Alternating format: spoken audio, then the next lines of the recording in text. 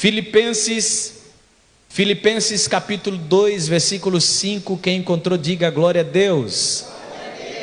Vamos ler todos juntos? Filipenses capítulo 2, versículo 5, no contar de 3, 1, 2, 3, e de sorte que haja em vós o mesmo sentimento que houve também em Cristo Jesus. Amém? Mais uma vez, 1, 2, 3 e de sorte que haja em vós o mesmo sentimento que houve também em Cristo Jesus. Senhor nosso Deus e Pai, em nome de Jesus, queremos te louvar, ó Deus, te agradecer, meu Pai querido, por tudo que o Senhor tem feito, por tudo que o Senhor é, Deus de misericórdia, Deus todo-poderoso.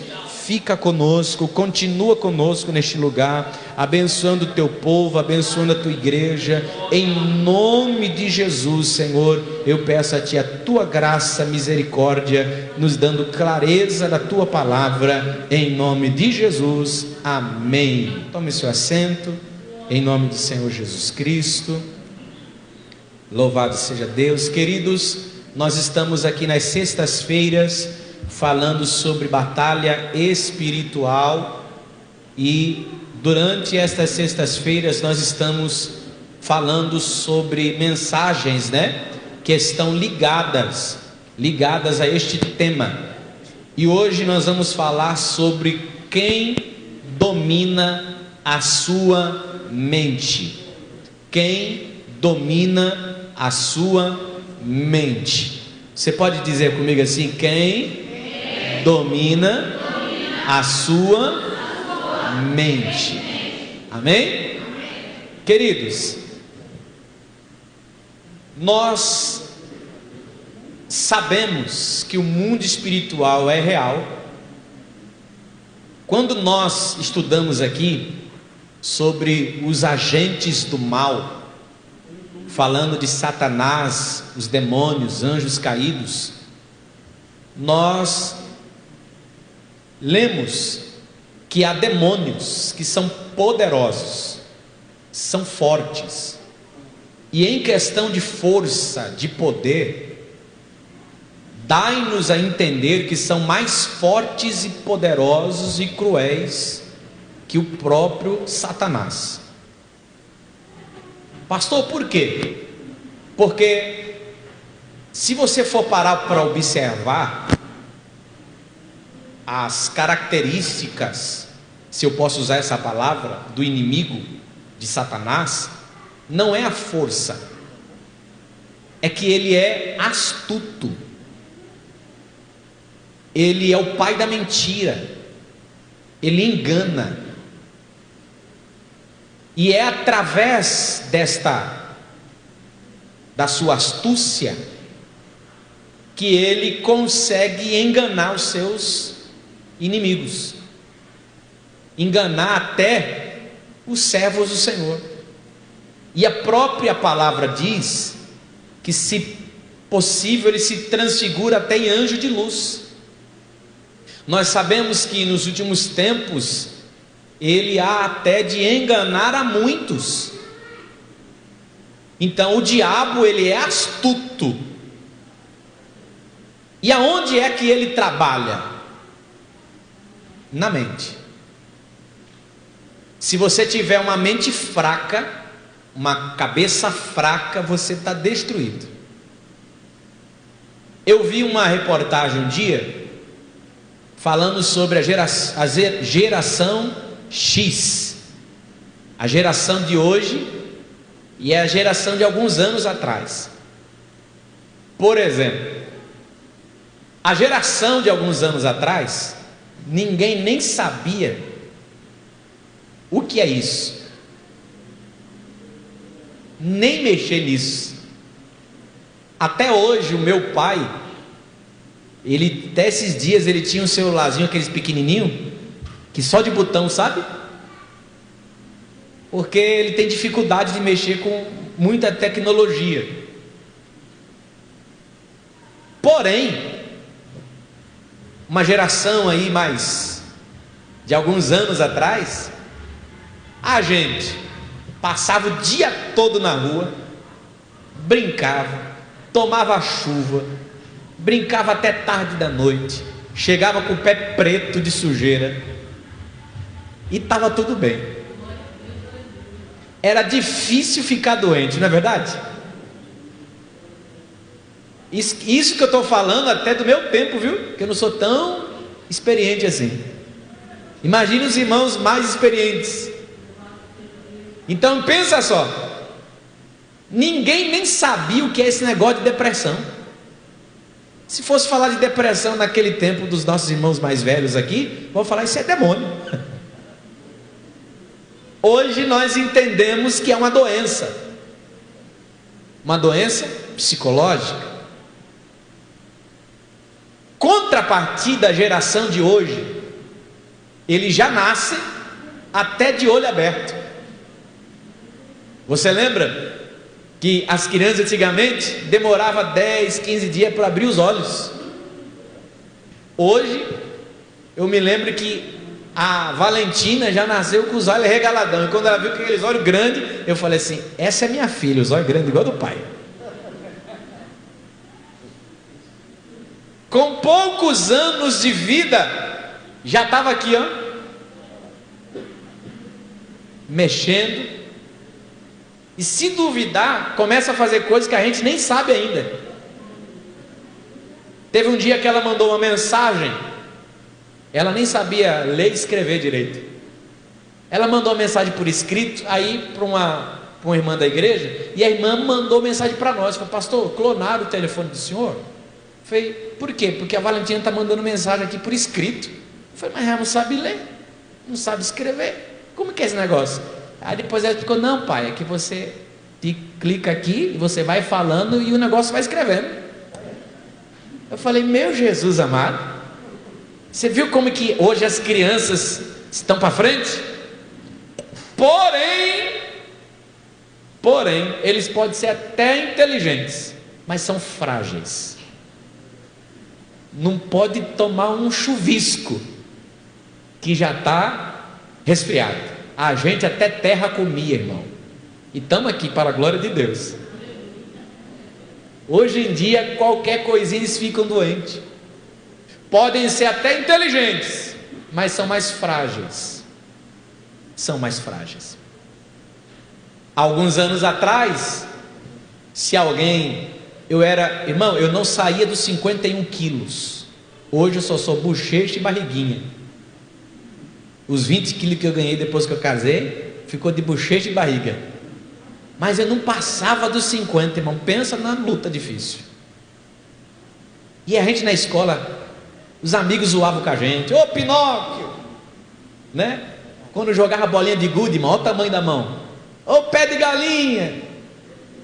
E a gente zoava também. Brincavam com a gente, faziam bullying com a gente fazia também.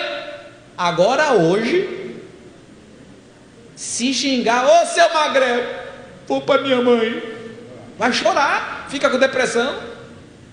Olha só como que até a saúde mental de hoje está mais frágil, irmão. E nós precisamos entender isso.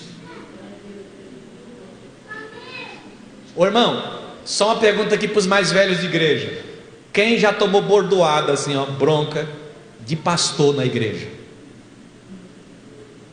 Eu já, irmão. Ih, meu Deus do céu. Me tomava às vezes até com exemplo, e tome na frente de todo mundo. Já participei de reunião que eu saí chorando de raiva, só que não abri a boca para falar do pastor. Vai o pastor hoje só passar e não cumprimentar o irmão. Ih, meu Deus do céu. O irmão, se duvidar, sai até da igreja. Vai um irmão ter uma desavença com ele, já faz biquinho, não quer vir mais para a igreja, está desviado dentro da igreja. Você percebe que isso vai se refletindo até na vida espiritual? Você percebe que hoje qualquer coisinha, tem gente que até fica desviado dentro da igreja, ou muda de igreja, para de congregar, como se Jesus tivesse culpa de alguma coisa. Alguns anos atrás, os pastores eram mais turrões, mais sisudos, né? Mais velhos. Alguns eram carequinha, bigodão, para ficar mais bravo ainda. E tome na gente, ó. E tome. E a gente, glória a Deus, amém. Agora vai hoje. Se deixar, até processo toma. Alguns anos atrás, tinha um diácono que era o terror das crianças. Só dele olhar as crianças já saía correndo com medo. Porque quando ele pegava a gente pela orelha e levava até a mãe e falava assim, ó, segura teu filho, que igreja não é lugar de criança ficar andando para lá e para cá não. Vai fazer isso hoje com o filho de alguém hoje aqui. Da polícia, dá processo. Antigamente o diácono pegava a gente pela orelha e a mãe falava assim, ó, quando chegar em casa vai apanhar ainda, viu? Não era assim, irmão? Hoje em dia, se o diácono falar assim, ô irmã, segura o teu filho para não ficar andando na igreja, fica de bico, fica chateado, como que se o irmão, o diácono ou o pastor tivesse culpa? Quem já foi da igreja católica aqui, irmão? Quem já foi? Na igreja católica você vê criança andando para lá e para cá? Não vê, irmão. E se aparecer o padre tome. Aí aqui na igreja, porque não, Jesus é amor, Jesus é pai, Jesus é tudo. E pastor, por que o senhor está falando isso? Eu estou falando isso, irmão, usando o exemplo, para você entender como a mente do ser humano ela vai sendo trabalhada durante o decorrer dos anos. E isso reflete dentro da igreja. Sabe aquela pessoa que qualquer coisinha fica triste, qualquer coisinha, tô fraco, igual a galinha da Angola, tô fraco, tá fraco. Qualquer coisinha para de congregar. Você pode olhar para esse irmão que está perto de você e diga para ele assim, ó, Jesus não tem culpa de nada, irmão.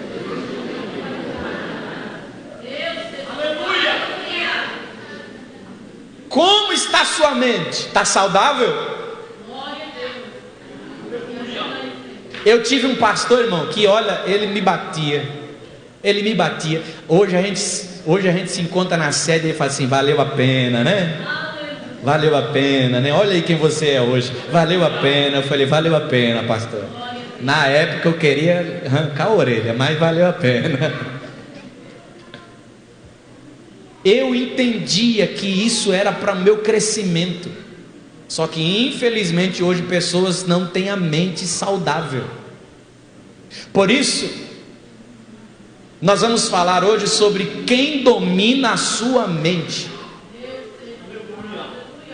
Quem domina a sua mente, como ela está? Está saudável? Está bem? E nós vamos observar que o apóstolo Paulo, ele escreve a igreja de Filipos, uma igreja a qual Paulo, na sua segunda viagem missionária, ele vai abrir a primeira igreja europeia. Nós já falamos, é um assunto fresco na nossa mente, porque falamos sobre Atos 16, quando ele chega na casa de Lídia, uma empresária que vendia púrpura. Os irmãos estão cientes que nós estamos falando isso na campanha da família. E o evangelho foi crescendo, ele sai da cidade, e mesmo assim, ele tem uma ligação com a igreja de Filipos. Há estudiosos que eles chegam a dizer que a igreja de Filipos, se Paulo pudesse falar, ele falaria que seria a igreja favorita dele, o povo dele favorito. Os estudiosos acreditam por quê? Por causa deste laço que o povo de Filipos teve com o apóstolo Paulo. A igreja, tanto é que um dos temas que nós podemos extrair da epístola de Paulo à igreja de Filipos é a carta da alegria. Não se vê muita fala para debater assuntos teológicos, mas para falar mais do comportamento cristão. E nós vamos observar que no capítulo 2 há um texto que é muito conhecido, que nós lemos aqui o versículo 5 em diante, que ele é cristocêntrico, né? É um livro que esse texto, ele é incrível porque fala de Jesus. Mas nós vamos observar que o apóstolo ele vai dizer assim, ó, de sorte que haja em vós o mesmo sentimento que houve em Cristo Jesus. Filipenses capítulo 4, Filipenses capítulo 4, versículo de número 4 ao 9, versículo de número 4 ao 9, diz assim, ó: regozijai-vos sempre no Senhor. Outra vez vos digo, regozijai-vos. Seja a vossa equidade notória a todos os homens. Perto está o Senhor. Não estejais inquietos por coisa alguma. Isso fala de ansiedade. Antes, as vossas petições. Observe que Paulo vai dar o remédio para a ansiedade. Qual é? Antes, as vossas petições sejam em tudo conhecidas diante de Deus, pela oração e súplica, com ação de graça. E a paz de Deus, observe que no versículo de número 6, Paulo está dizendo assim, ó: não estejais inquietos por coisa alguma, antes as vossas petições, ou seja, os vossos pedidos, aquilo que vocês têm pedido, aquilo que tem deixado vocês inquietos, porque a ansiedade, o que é? A ansiedade é a preocupação com algo que ainda vai acontecer, futuro.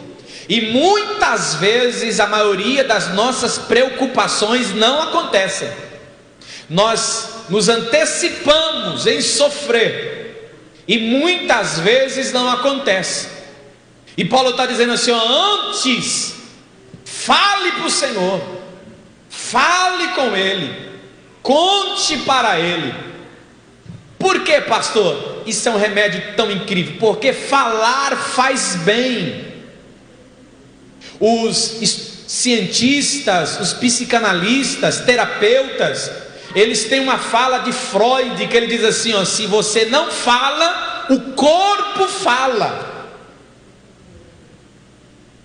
Tem doenças que aparecem no nosso corpo, porque a gente fica guardando coisas. Por isso, irmão, eu estou hoje aqui como um pastor de vocês no Vila Erminda, mas eu peço aos irmãos, não apenas por mim, mas por todos os pastores que passam aqui para ser vosso pastor. Porque se acontecer alguma coisa com você, você pode me ligar, irmão, e você pode falar, que eu vou estar todo ouvido para te escutar, para te aconselhar. Eu vou estar aqui pronto para te receber. E muitas vezes, quem para ouvir um pastor?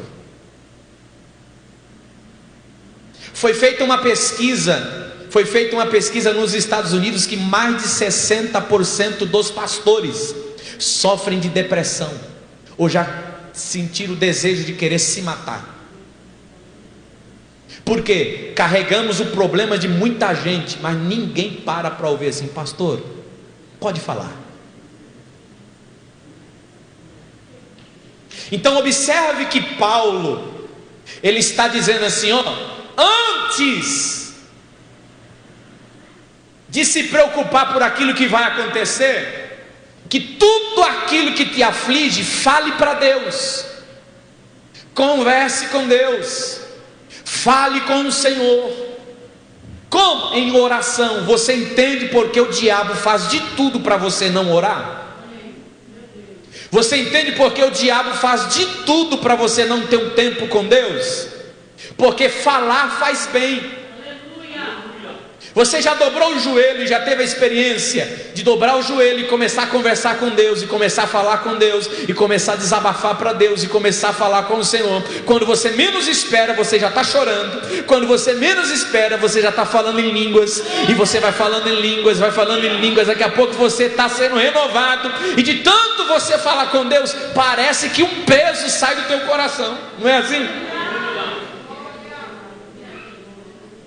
Aí olha o que Paulo vai dizer: antes as vossas petições tudo seja conhecidas diante de Deus, pela oração e súplica com ação de graça. Aí ele diz assim, ó, versículo 7, por quê? E a paz de Deus, que excede todo entendimento, guardará os vossos corações e os vossos sentimentos em Cristo Jesus. Eu já disse isso aqui, vou repetir. Tinha acabado de chegar na Paicara 3. Uma irmã veio querer conversar comigo. E pensa na igreja, irmão, que eu saía tarde de lá, né? Eu saía 11 horas da noite, 10 e meia da noite. E olha que os irmãos sabem, eu não acabo o culto tarde. Sempre acabava o culto 9 horas, 9 e 10. Só que por quê? Os irmãos iam para o gabinete conversar. E eu não tenho problema com isso não, irmãos. Esse aqui é o meu papel, eu sou pastor, é para isso.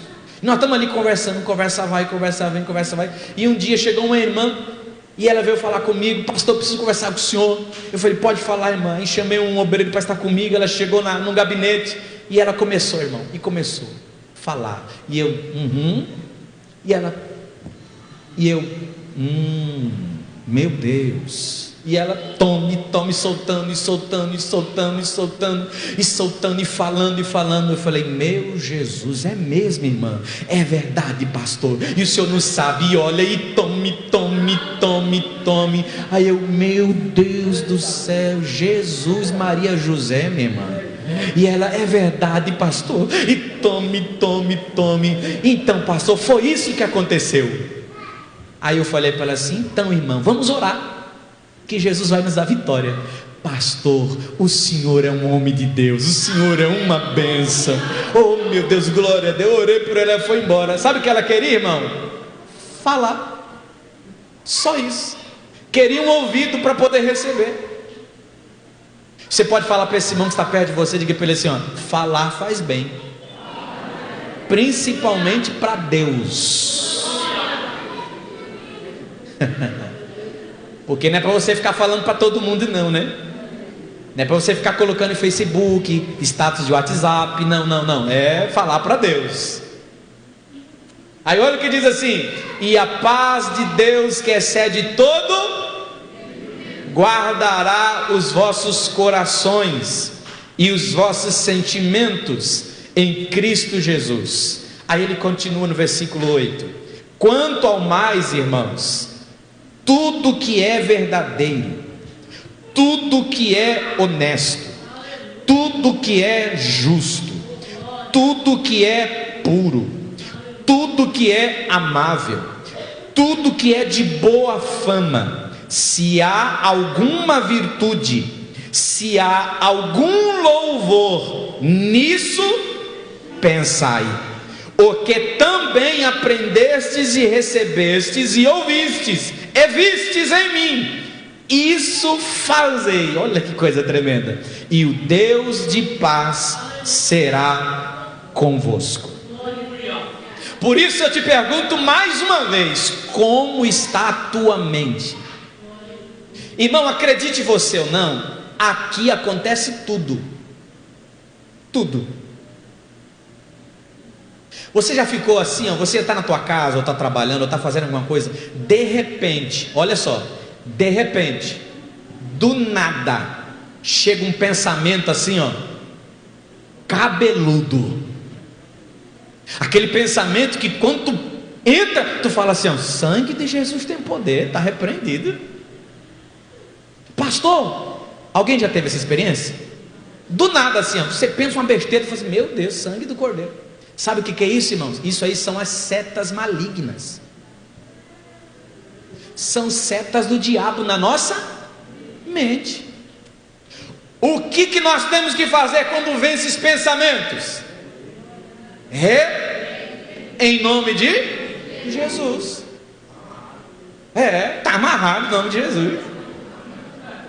Por que você acha que tem gente que infelizmente é fraco, se cai? Por quê? Porque o diabo lança a seta, ele pensa e já foi, já acabou com ele. Por isso, mais uma vez eu vou perguntar para você ouvir e responder para si mesmo: como está a tua mente? Como que está a tua mente? Por gentileza, vamos lá, alguns irmãos aí. Marcos capítulo 12. Marcos capítulo de número 12. Marcos capítulo 12, versículo 30.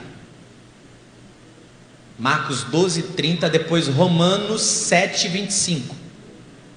Encontrou, irmã? Leva o microfone para ela, por favor. Marcos 12, 30, depois um outro irmão, Romanos 7, 25, por favor. Amará, pois, ao Senhor teu Deus de todo o teu coração, de toda a tua alma, de todo o teu entendimento, de todas as tuas forças. Este é o primeiro mandamento. Amém? Pastor, o que esse texto está dizendo para nós? Que a nossa fé, a fé cristã, ela é racional. Ninguém está aqui, com a arma na cabeça, falando assim: aceita Jesus, conhece Jesus. É pelo contrário, né? Em países por aí tem gente sendo ameaçada para negar Jesus. A nossa fé, nós estamos aqui hoje, irmãos, e nós temos uma graça em especial. Por quê? Porque Jesus falou assim: bem-aventurado são aqueles que não viram, mas creram. Você viu Jesus? Não. Mas um dia você ouviu falar de Jesus, creu nele, acreditou nele. Tem pessoas que tiveram experiências com Deus. Ou seja, a nossa fé hoje é uma fé racional, se eu posso usar essa expressão. Nós não estamos aqui por uma obrigação ou por um passatempo, não. Nós estamos aqui na igreja, porque nós acreditamos em Jesus Cristo, que veio a esse mundo, morreu na cruz do Calvário, ressuscitou ao terceiro dia, e ele fez uma promessa antes de ser assunto aos céus, que ele vai voltar. Oh, glória ao nome de Jesus. Jesus vem, e nós acreditamos nisso, nós cremos nisso. A nossa fé, ela não está embasada, firmada em um pedaço de madeira. Tem olho, mas não vê. Tem boca, mas não fala. Tem mão, mas não apalpa. Tem pé, mas não anda. Tem ouvido, orelhas, mas não ouve. Mas o Deus que eu e você servimos está vivo. Nós cremos nisso e acreditamos nisso e sabemos disso. Então você não está aqui, irmão, à toa. Você está aqui e porque nós temos consciência disso. Estamos aqui porque acreditamos nisso. Romanos capítulo 7, versículo 25. Leva o microfone para ele. Romanos 7, 25. Logo após outro irmão, por favor. Romanos 8, versículos 6 e 7. Romanos 7, 25. Dou graças a Deus por Jesus Cristo nosso Senhor, assim que eu mesmo com o entendimento sirvo a lei de Deus, mas com a carne a lei do pecado. Olha só, com o entendimento eu sirvo a lei de Deus. Ou seja, eu estou aqui servindo, a minha mente ela está em Cristo, eu tenho a mente de Cristo, e quem é guiado pelo Espírito serve ao Senhor, serve a sua palavra com entendimento. Por mais que a carne queira lutar para se inclinar ao pecado, a minha consciência, meu cérebro, a minha mente entende da palavra do Senhor, de Cristo, da nossa fé no Senhor Jesus. Ou seja, nós estamos aqui não para ganhar recompensa do homem, Nós trabalhamos na igreja não é para trabalhar, para receber recompensa de homem, porque nós temos a consciência de que aquele que é o dono da obra, que se chama Jesus Cristo, nos recompensará. E mesmo assim, trabalhando, fazendo, mesmo assim, irmão, não chega nem aos pés do que Ele fez por nós. O que Ele fez por nós foi muito maior. Ele entregou o seu Filho para morrer pela minha vida e pela sua vida. Vamos para mais uma referência? Romanos 8, versículos 6 e 7. Logo após outro irmão, Romanos 12, versículo 2. Romanos 8, versículos 6 e 7. Porque a inclinação da carne é morte, mas a inclinação do Espírito é vida e paz. 7. Amém? 6 e 7, versículo 7. Porquanto a inclinação da carne é inimizade contra Deus, pois não é sujeita à lei de Deus, nem em verdade o pode ser. Amém? Você percebeu que em Romanos 7, 25 ele está falando assim, ó, com consciência, com entendimento eu me inclino à lei de Deus, mas a minha carne, meu corpo ao pecado. Quantas vezes você, ou até hoje, o teu corpo falou assim, ó, fique em casa. Você já trabalhou a semana toda, trabalhou o dia todo. Quem já viveu isso? Você já viveu isso? Irmão, eu sou. Minha esposa às vezes até fica de bico, porque eu sou pombo de igreja. Se deixar eu venho segunda, se deixar eu venho terça, se deixar... Mas tem dia, mesmo assim, mesmo vindo, tem dia que eu não queria estar aqui. Tem dia que está cansado. Tem dia que mentalmente você vai assim, meu Deus, hoje eu quero ficar em casa, no sofá, sentado. Mas a nossa mente está inclinada para as coisas de Deus. O Espírito que trabalha em nós fala assim, ei, mas vai, porque hoje pode ser o dia da tua vitória. Hoje pode ser uma bênção para você. O corpo fala, fica, mas a mente diz, vai, e você acaba vencendo. Para a glória de Deus, eu tenho certeza de que o Senhor tem uma bênção para você nessa noite, em nome de Jesus. Romanos 12, 2, Samuel. Não vos conformeis com este mundo, mas transformai-vos pela renovação do vosso entendimento, para que experimenteis qual seja a boa, agradável e perfeita vontade de Deus. Amém? Transformação do vosso entendimento. Ou seja, eu tenho consciência da minha fé, eu tenho certeza da minha fé em Deus, da minha fé em Cristo. Vamos lá, mais dois irmãos. 1 Coríntios 2,16, 1 Coríntios 2,16, Colossenses 2,18. É culto de ensino e eu gosto que os irmãos participem. Vamos lá, 1 Coríntios 2,16 e Colossenses 2,18. 1 Coríntios 2,16 fala sobre a mente de Cristo, olha só.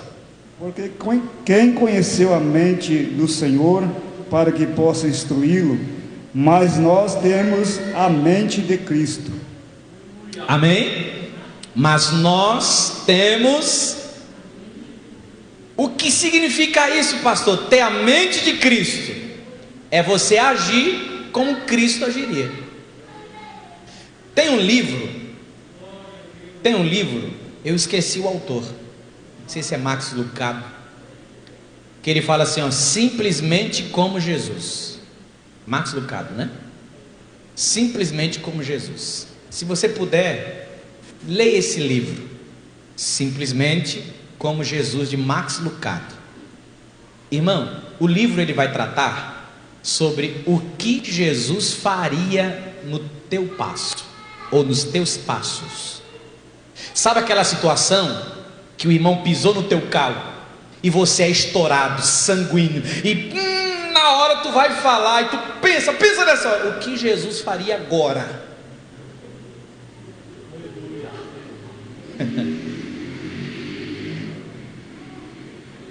Eita Jesus, eu posso ouvir um aleluia?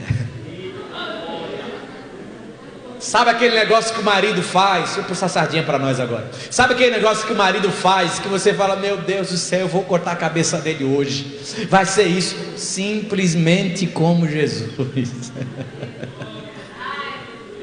Aleluia, né, irmãs? Meu Deus do céu. Mas é isso que o apóstolo Paulo está falando, irmãos. Nós que nascemos de novo, nós temos a mente de Cristo. Que é isso, pastor? Nós devemos nos comportar como Jesus. Jesus vai fazer barraco em mercado? Não. Jesus vai fazer barraco na rua, na igreja? Não. Jesus vai causar escândalo? Vai comprar e não vai pagar? Vai pegar emprestado e não vai devolver? Jesus vai ficar falando mal de um, de outro? Não.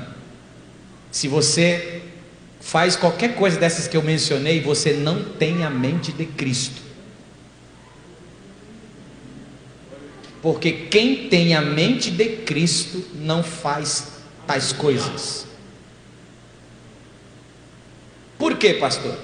Porque muitas vezes tem pessoas que são enganadas e elas acabam colocando na sua mente, aprendendo coisas erradas que levam até o mal. Quantas vezes, irmãos, eu vou dizer agora eu com propriedade, tá? Eu sou criado na igreja. Quantas coisas eu aprendi que é formalidade humana, e muitas vezes na minha vida eu tratei como se fosse uma doutrina, como se fosse um pecado capital. Só que é legalismo puro. O que é legalismo, pastor? Legalista é colocar as leis acima de Deus, é colocar os costumes acima de Deus. Eu nunca vou esquecer um dia uma experiência que eu tive com meu padrasto. Um dia meu padrasto, hoje eu falo para ele que hoje ele está um mel. Hoje ele está um melzinho. A pessoa vai ficando mais velha, vai amolecendo, né? Ele está um mel. Mas antigamente ele era difícil, era muito sistemático, muito, sabe, religioso. E negócio de brinco, o irmão não podia usar brinco, e não podia isso e aquilo. E um dia a gente estava pintando um quarto e eu coloquei um DVD da Ludmilla Ferber. Lembra da Ludmilla Ferber? E ela estava lá no DVD cantando: em tempos de guerra, nunca pare de ir, cantando e tal. E a gente lá pintando um quarto. Daqui a pouco ele, que louvor tremendo, que lindo. E ele tal, e isso. Daqui a pouco ele começou a chorar. Meu Deus, que hino lindo. Deixa eu ver quem é. Quando ele foi no DVD para assistir, estava lá Ludmilla Ferber, cabelo quase igual ao meu, de brinco, de calça. Ele olhou assim, eu falei: que foi? Tá vendo o tamanho do brinco dela? É, né? Mas tava chorando aí por quê? Não, ela tem unção. Eu falei: a unção não está no brinco dela não, nem na calça dela. Entenda, tá, irmãos? Não estou falando fazendo algo que a nossa igreja, nós temos um costume, não é doutrina, tá bom? Costume. Então isso foi uma experiência que ele teve para ele entender, porque para ele todo mundo era errado, para ele ninguém prestava, para ele ninguém tinha coisa de Deus. Só que aí ele começou a ver que Deus era a vida da mulher, e fazer o quê? E ela estava lá gravando e cantando, chorando, falando em línguas. Quem já assistiu os DVDs delas sabe como que ela é, cabelo curtinho assim, espetado, parecendo supla, de brinco, de calça. Mas a mulher começava a ministrar, irmão, caiu uma glória de Deus tremenda. Ou seja, é lógico, Paulo vai dizer que as mulheres devam se vestir com pudor, ou seja, saibam se vestir com decência.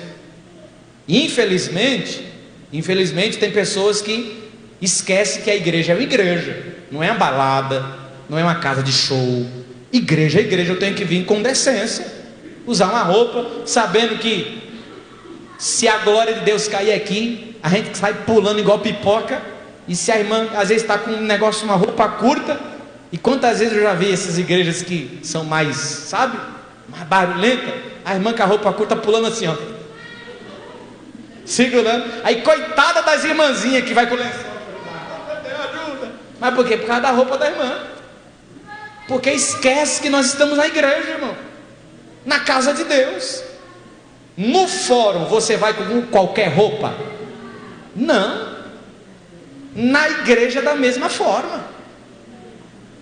Então nós precisamos, vamos ler aqui, vai, Colossenses, eu falei, mas vamos ler, Colossenses 2,18, Colossenses 2,18, quem encontrar, por gentileza, nossa irmã ali atrás, Colossenses 2,18. Ninguém vos domine a seu bel prazer, com pretexto de humildade e culto dos anjos, envolvendo-se em coisas que não viu, estando de balde inchado no seu carnal compreensão. Amém? Então nós temos que tomar cuidado, porque infelizmente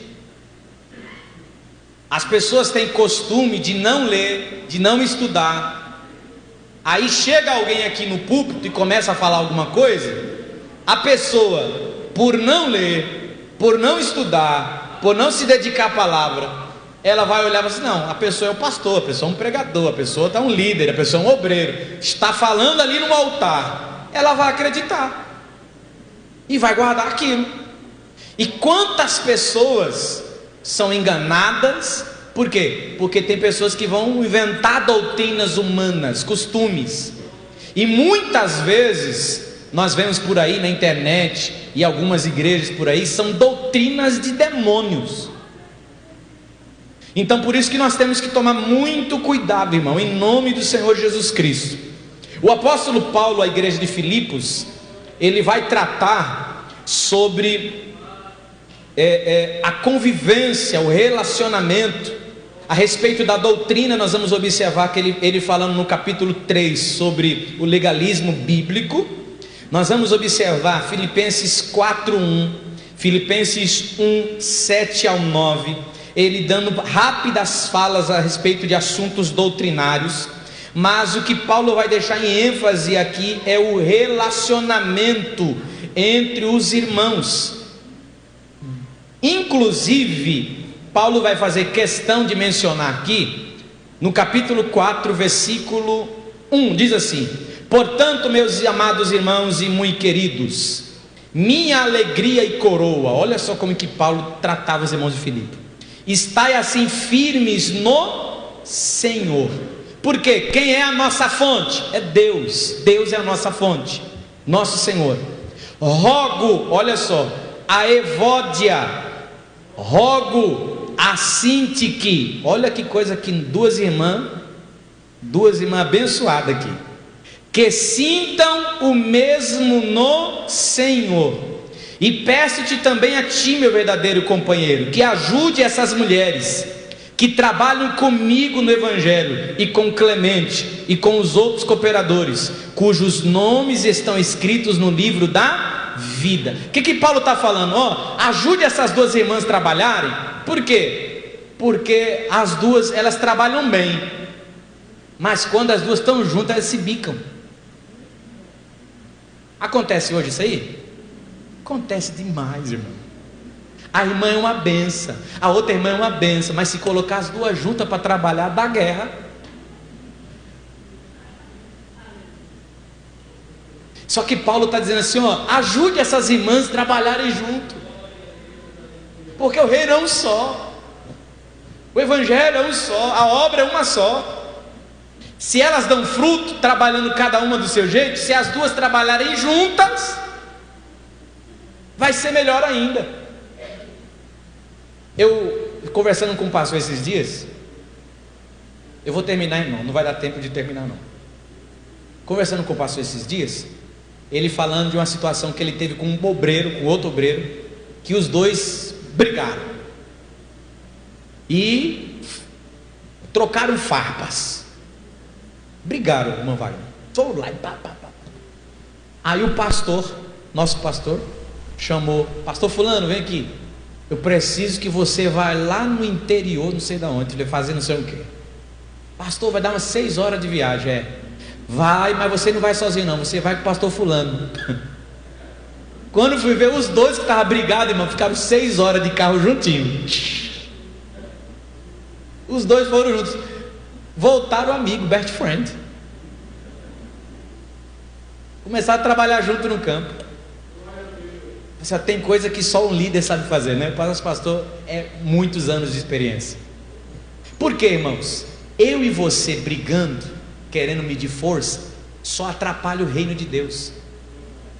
Nós precisamos trabalhar juntos. E aonde que o diabo vem mexer com a gente? Na nossa mente. Trabalhar aqui. Aqui é um campo de batalha. É um campo de batalha. Por isso que nós temos que pedir para Deus blindar a nossa mente. Que o Senhor blinde a nossa mente, nosso jeito de agir, nosso jeito de pensar. Por quê, pastor?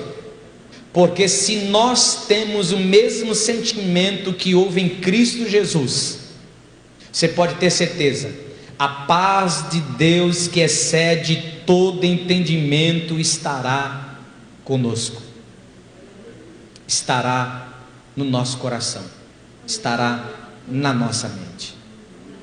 Queridos, sei que o tempo passa rápido demais, mas eu quero dizer para você em nome de Jesus, espero que os irmãos tenham entendido o que Deus está querendo falar conosco hoje.